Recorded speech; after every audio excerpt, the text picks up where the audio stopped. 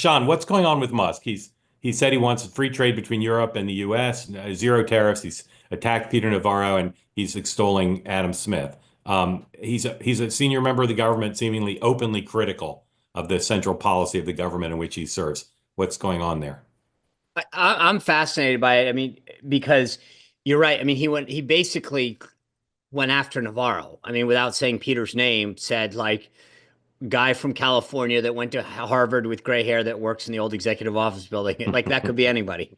Um, and and then this morning the sort of the meme that so I think part of it is that Elon's got businesses. He doesn't agree with this. And he's looking out for himself. I mean, this is where he put sort of the Elon hat back on, not the SGE, the government employee hat on. Um, but I find it interesting because it's one thing to be on the one, the which person you want to lead the treasury fight back in the transition days. It's another to openly criticize the president's policies.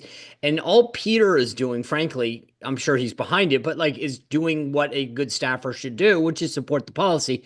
So I think this is one where sometimes you get a little too far out over your skis. And this might be one of those things where it's one thing to have your own issue. It's another thing when you're whacking the president and his people and his policy. So I think like every once in a while, Elon goes just a little too far and it's not been a problem this might start to get there today. The first two, like the Navarro clip and the meme one, it wasn't good. But if he goes one step further, I think that's when you could see a hand get slapped. Dan. For all those who said Elon Musk has no conflict of interest and he is a great patriot serving America, I'll tell you why he's freaking out. He's exposed all over the world. China is a huge supplier for Tesla. He wants to sell Starlink in Europe. He wants, because the Europeans are green, to sell more Teslas in Europe. The guy is a classic American entrepreneur who sells all over the world. What stock was down? I don't know if it still is because I'm not looking at the market. The stock that was down the most in futures trading this morning was Tesla. A stock that they were down 17, or orders were down 17% in their earnings report the other week. They have huge exposure. He has huge exposure. What happens when your stock starts going down? You got to make some pretty painful decisions. So look, he's speaking for tens of millions. But the funny thing is, I will say this, and this is one of these things that Elon made one of his comments about he hasn't built something, SH, whatever.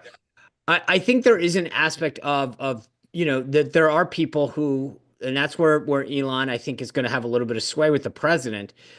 I don't think his tactics are going to go over well, but I think to say, yeah, here's who you're relying on. A bunch of people who've taught it, written books, or someone who's actually been in the real world and does a worldwide, like sales deal. I've operated all these companies, Starlink, X, Tesla are worldwide companies. Like I will tell you the reality, and this isn't, theory. But this is the problem that I find so politically fascinating.